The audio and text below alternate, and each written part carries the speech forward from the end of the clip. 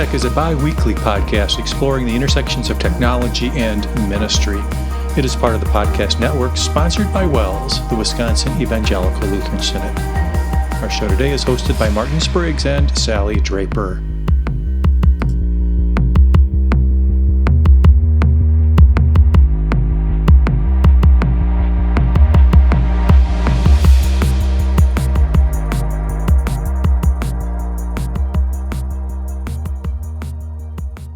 Welcome back to WELSTech, everybody. This is episode 705. We're recording this on July 20th. That's a Thursday, 2023.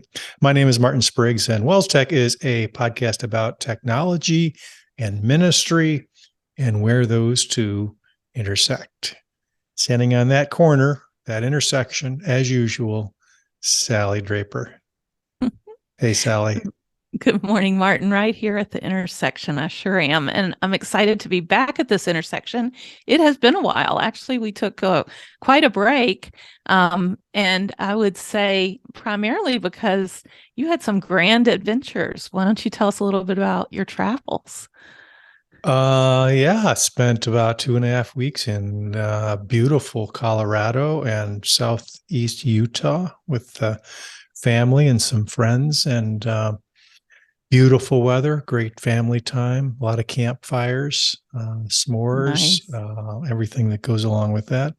Went off-roading for the first time with my son. He's big into off-roading, and he lives in Denver, so he's got plenty of opportunities to climb mountains with his vehicle. So I'd never done that before. We stayed on the mountain. We didn't fall off the cliff, thanks to expert driving and good equipment. But that was an experience, really. I don't know if enjoyed is the right word. I enjoy getting to know a little bit more about what my kids enjoy. So from that perspective, it was enjoyable, but it was quite scenic, and, go to places where most people don't go or can't go or don't want to go. Just beautiful scenery in the Colorado mountains. So that's where I was the last 2.5 weeks. Now I'm back in the flatlands. Glad you had a chance to get away and enjoy some refreshing, clean air, I'm sure, out there in Colorado. Reminds me of a time when I was pretty young. My brother was into racing, race car racing. They would just do timed track stuff. And he took me once with him, and I had to wear a helmet in the car. And I thought that was kind of strange that riding in the car required a helmet. So first sign that you're probably not doing what you should be doing. Exactly. Exactly. So good to have the experience, to know what it's like. It is. Yeah, we had a great time. But good to be back. Good to be back in the podcast chair in episode 705. We kind of pick up where we left off. We've had a summer-long series here where we're reviewing a book, Tech Like a Pirate, Using Classroom Technology to Create an Experience and Make Learning Memorable, by Matt Miller from Ditch That Textbook. And I've enjoyed it so far. I've read it a couple times now. It is super quick read if you'd want to pick up a copy, either digital or paper copy at home, and follow along.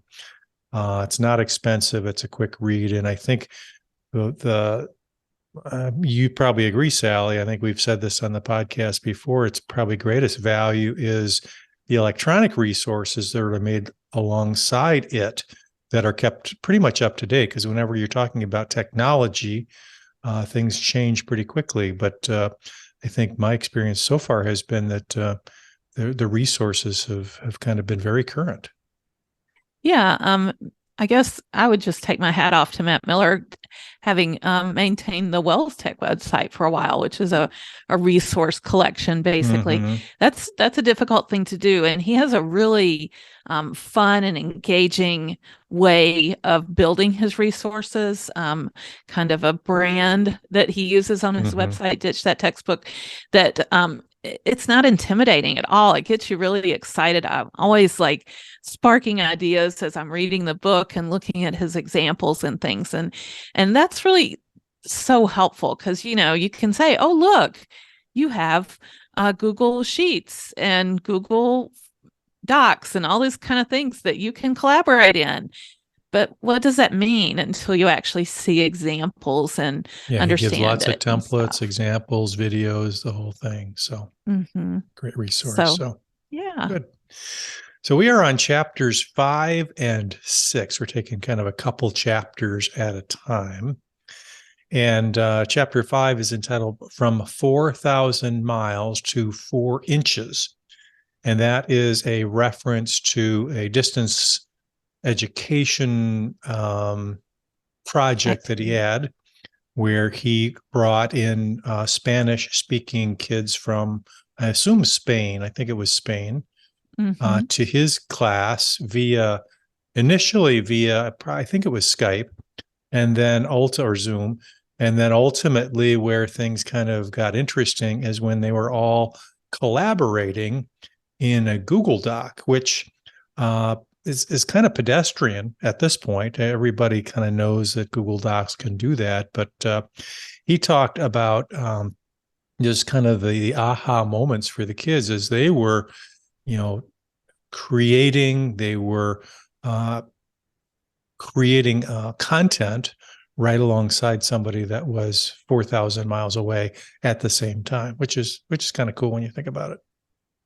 It is. I don't know if you've had any big experience like that. It reminded me of planning for conferences where we're fortunate to bring in a whole group of people from across the synod to be in different planning sessions. And all of a sudden, the Google Doc just lights up with all these different colored cursors, and everybody's in different places and typing at the same time.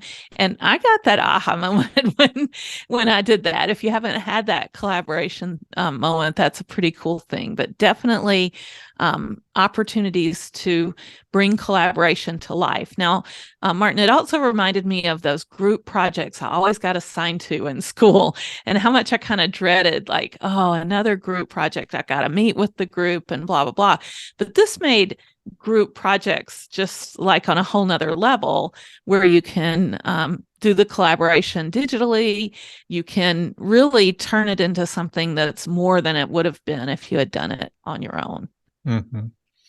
Yeah, and he talks about the kids, and I would assume this is mostly upper grade kids, very used to collaboration in a social media context, where they're commenting, they're reading, they're posting, and they're living to interact. They're not living kind of in their own little vacuum.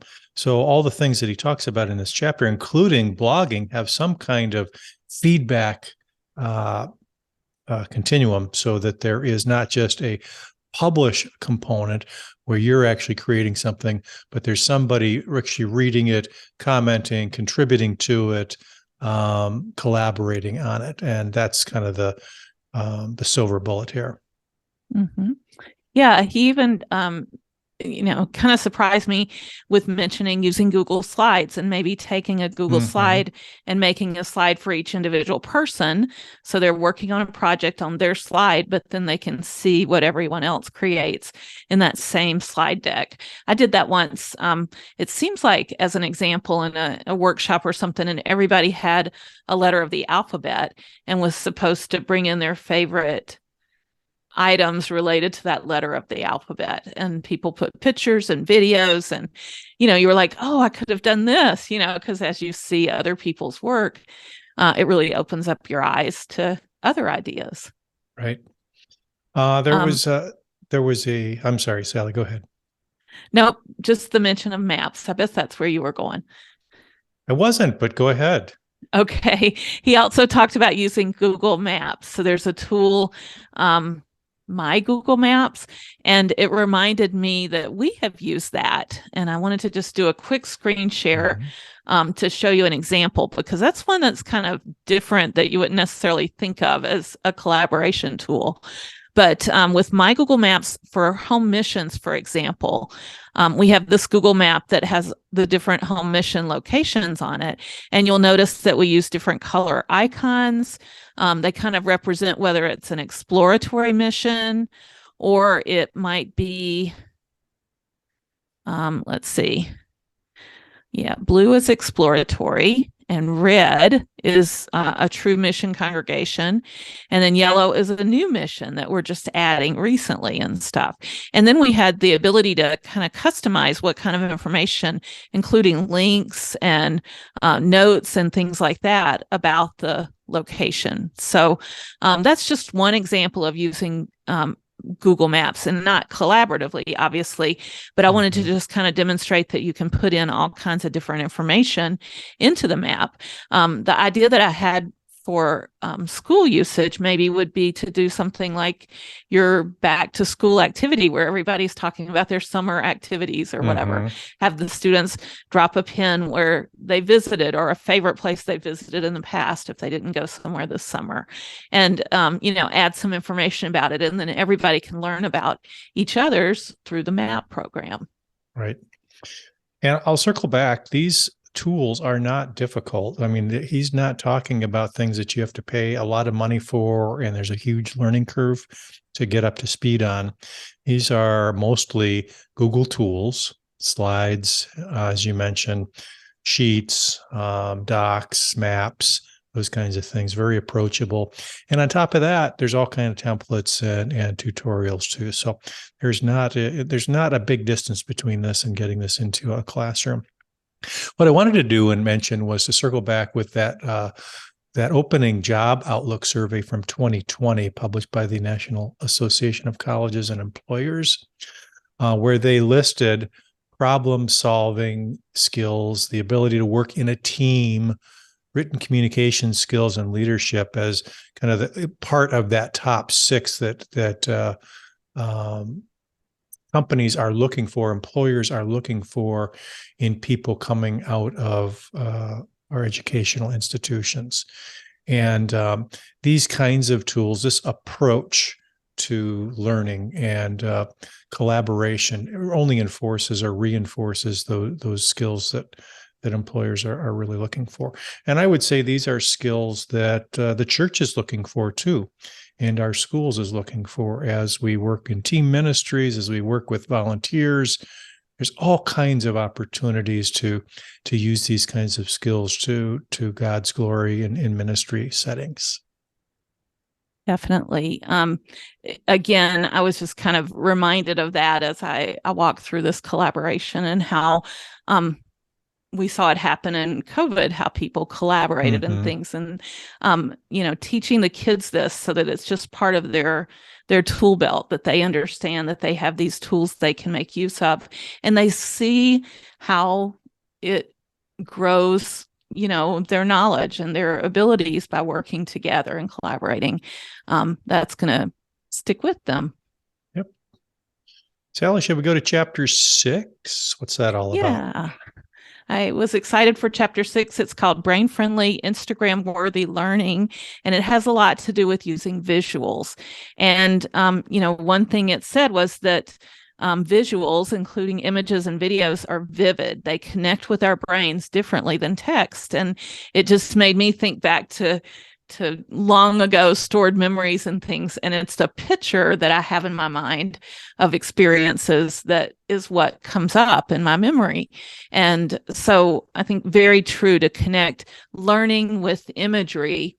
It kind of takes it to another level. And he has great examples of how you can do that. He talks a lot about using Google tools, again, like the drawing tool in Google, but also using things like Adobe Spark or Canva to create different images and things. And then he has just a ton of amazing resources to go along with it. We'll definitely have a lot of links in the show notes to various pages on Ditch That Textbook, where he shares templates and ideas and things to go along with. Yep. One thing that struck me, just kind of a little tip, is when he puts these templates together or he creates these slides or PowerPoint templates for the kids, for his students, he tries to provide them with as much ammunition as possible, meaning if there are images required or icons, those kinds of things that he wants them to include in their work, he makes them available right in the slide itself. He uses what he calls the gray space around the canvas. So the stuff that's not seen when you're putting together a slideshow or whatever, just on the edges where they can quickly grab and drag these things onto the screen.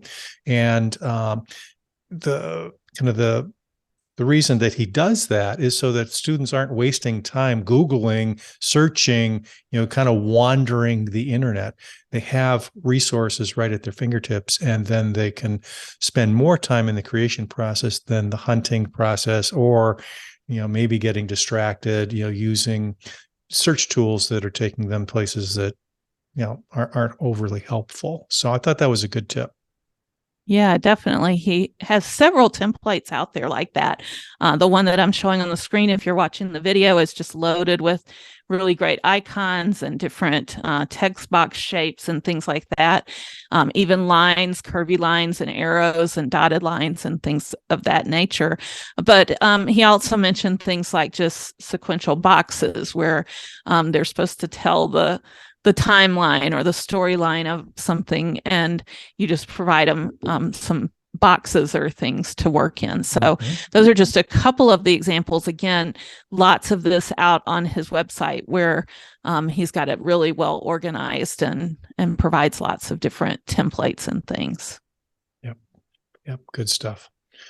Great resources. That's one of the reasons we picked the book. And hopefully, if you're following along at home, you're finding that is the case as well. So anything else for chapter 6? Yeah, I did want to make one more mention, and actually it applies pretty much to everything that he's talking about in the whole book. And that's something he's titled A Digital Gallery Walk. And so, a lot of times we're looking for people, for instance, in a blogging setting or whatever, to comment there digitally. But in this case, he calls it collaboration on your feet.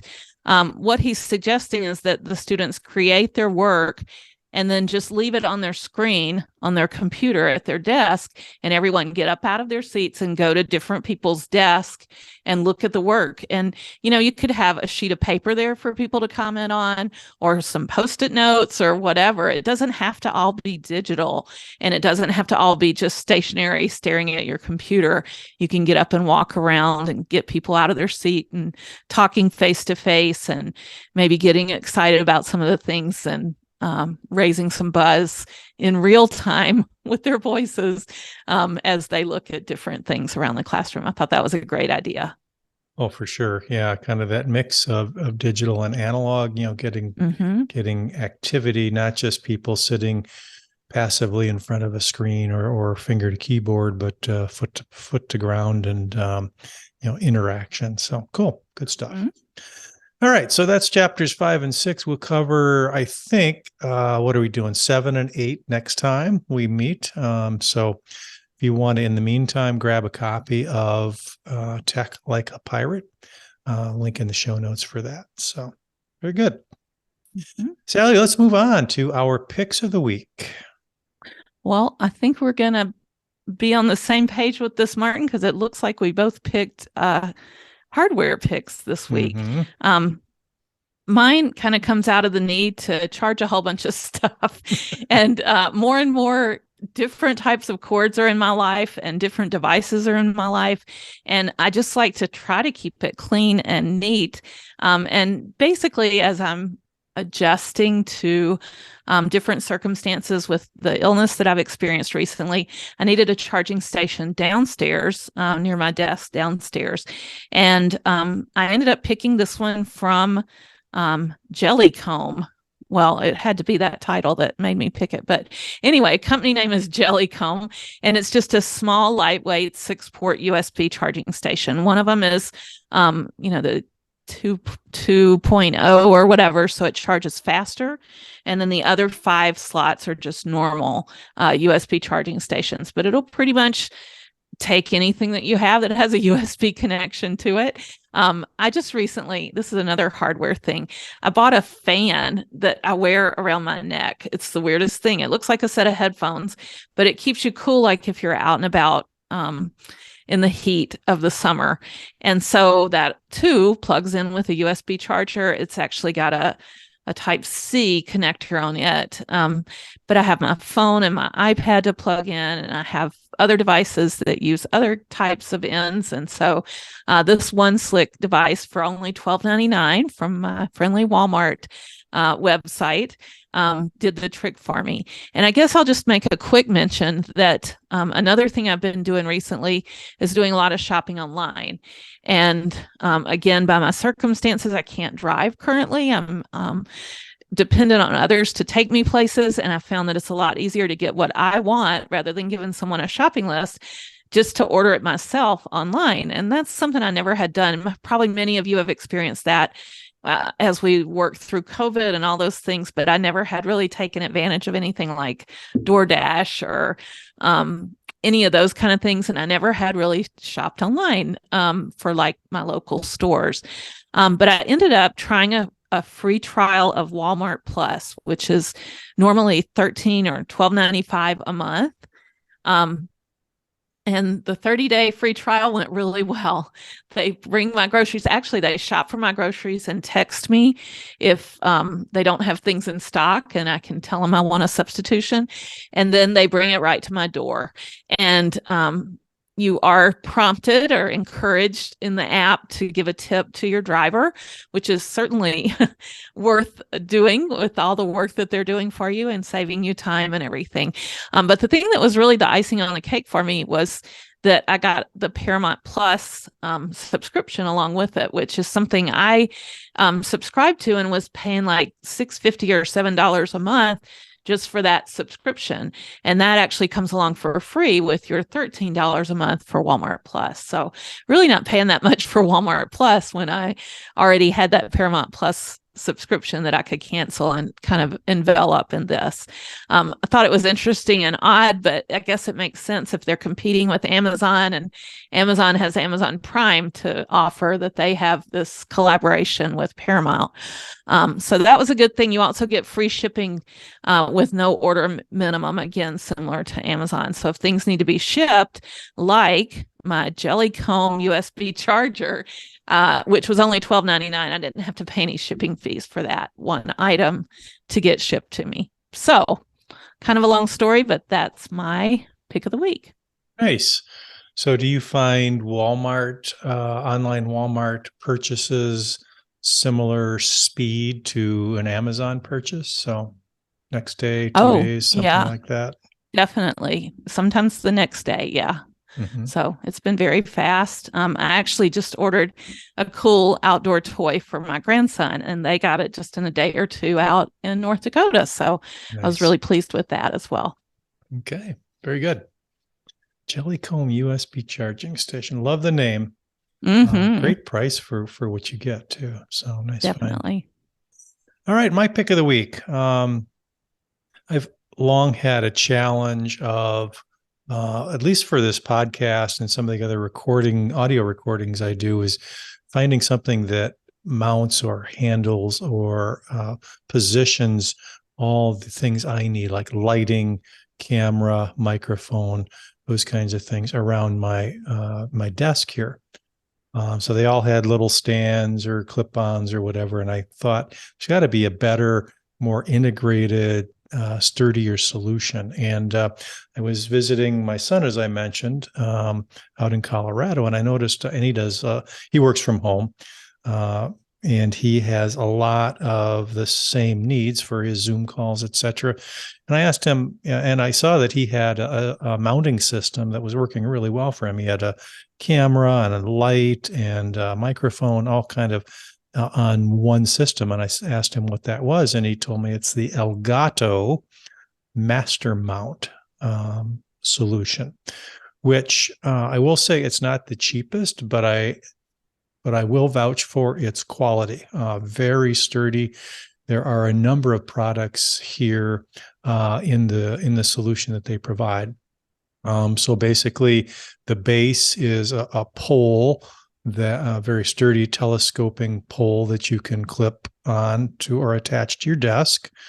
And then from that, you have different accessories that can come off of it, different length arms. Some of them are flexible, some are more stationary, some clip on. Most of them clip on through this little ball mount. So they're very configurable. So if you want something just in the right location, you can do that. There's iPhone mounts, there's lighting mounts.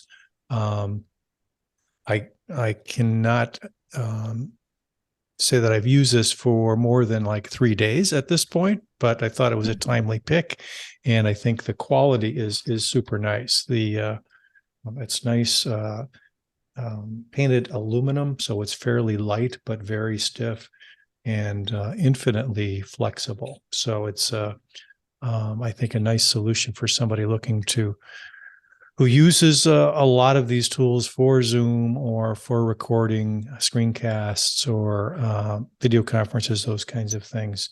It's kind of a nice solution. So highly recommend it. Again, that's from Elgato. They make all kinds of things. They have webcams. They have devices that will do video capture right into your computer. I think I've had a pick for one of their products in the past, but it's kind of a nice setup, especially for podcasters or vloggers or people who spend a lot of time in front of their computer and maybe doing video conferences, those kinds of things. So that is the Elgato Master Mount. So I'm still figuring out different ways to configure it. You can get it whatever height you want, and good product so far. Very good. Next thing you know, you're going to be live streaming your gaming with it. Who knows? Well, there's a couple things standing in the way of that. One is I don't game, so but that would be a good application for it. So would sure. Absolutely. So good stuff though. Elgato makes some quality stuff. So that is my pick. Let's move on to community news and feedback. Yeah, we've actually heard from teacher/interim principal, Risen Savior Lutheran School here in Mankato. That would be Michael Vlieger. He's a friend of mine and a techie at heart. So he's always sharing new things with us. And this week he shared a podcast, which we'll include in the show note links. It's a Holy Post podcast, episode 570. And a few minutes into the show, they talked about the AI preacher. Interesting that artificial intelligence and preaching is coming up together. And I actually just saw a Facebook post where somebody asked it to give them a children's prayer or something to that effect. And it was a pretty good prayer from ChatGPT. So, Martin, did you give this podcast a listen? I did. I was not aware of this. They've been apparently around a long time, episode 570. Nothing compared to ours, but that is a long time in podcast years. Sure. But yeah, it was an interesting conversation, and I think I agreed with the direction that they were headed. I think the general thought was in talking about AI sermons is, there may be some use in a pastor's toolbox as he's crafting or prepping, but not crafting. So I think they were kind of headed the right direction there. But an interesting thought and a different, a little bit different kind of podcast in that respect, where they're talking about things related to ministry, not necessarily technology, but this obviously touched on on a technology topic. So I would encourage you to give it a listen and give us your feedback on what you think about this whole AI thing. I do know there is a memorial to the Synod Convention this year talking about AI preaching or the use of AI in ministry. So maybe something that gets discussed at Synod Convention this year, which is coming up in a couple of weeks. Very interesting. All right. I wanted to make mention of an upcoming webinar that I learned about. This is being done by Grace Ungmach, who has been publishing e-newsletters each week this year about church and school marketing, basically. And she's put together this free webinar on Google Ad Grants. It says, did you know Google wants to give you $120,000 free ad dollars every year? She says that her webinar will cover the fine print and give you access to some printable step-by-step checklist. And it sounds like after that, she's going to have a whole series that you might be interested in looking into as well. So this is coming up September 1st and at 4:30 p.m. Central Time. So if you are curious about Google ad dollars and using them for your nonprofit organization, Grace has answers for you. So check that out. Very nice. And then finally, I probably shouldn't have stopped sharing my screen. One more thing to mention from our friend Michael Vlieger. He just wrote to us right before we started recording with a reminder that recently we talked about the Spark EdTech conference that was happening. I want to say it was in Ohio. I can't remember exactly. We had a link in our last show notes, and it happened on July 18th, so just earlier this week. But now they've posted recordings of the event, and you can watch the recordings and still get certificates for attendance. And so Michael said he was in the midst of watching one titled 5 Lesser Known Google Tools You Should Check Out Today. So if that's of interest to you, if you're looking to get some professional development credits, maybe check out that Spark EdTech conference. Very good. If you want to contribute, and we would certainly encourage you to do so to the show, whether that be a question, comment, link, something, a book review that you'd like us to maybe consider, easy to do. WELSTech.wels.net is the show notes page that Sally diligently maintains and is a great resource, not only for us, but it could be for you. That search tool really is helpful in trying to find content that you might be interested in. But across the top, there's all kinds of links there for ways to connect with us, whether that be Facebook, Twitter, Pinterest, et cetera, et cetera. Another way to do that is, as Michael did, send us an email. WELSTech@wels.net will get to us. And if we feel that that's some good stuff there that we'd like to share with everybody else, we will. And we would love for you to share what you maybe are bringing to the table, or something that you've implemented in your ministry, or you have a question about. That's a great way to get that news to a little bit wider audience, so we can help each other.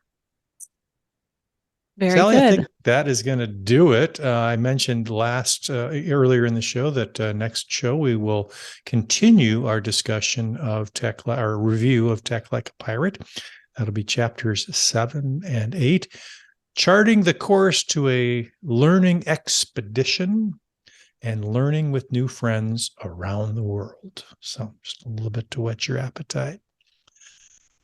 Very Anything good. else, Looking Sally? forward to it, coming up in just a few weeks. So make sure you check our calendar and tune in for that soon. Very good. Thanks for everything you do, Sally. And thanks to all you listeners and viewers of the WELSTech podcast. Share the word that we're still alive, kicking, 705 and counting. We'll talk to you next time. Bye-bye.